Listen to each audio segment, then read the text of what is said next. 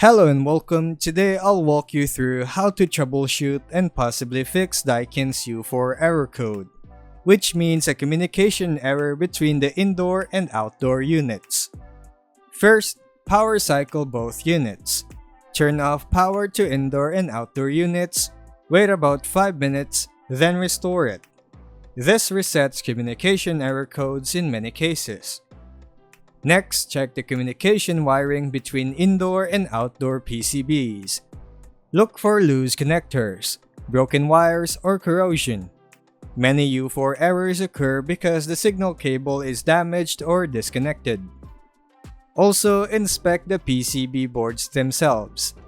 If wiring looks fine but the error persists, either the indoor or outdoor PCB or communication interface may be faulty. Possibly a faulty indoor board due to fan motor failure caused continual U4 error. If after these steps the U4 error remains, it's best to call a certified Daikin technician to test continuity of the communication line and replace modules as needed, especially since DIY replacement risks further damage. And that would be all for today's video. Thanks for watching and I'll see you on the next one.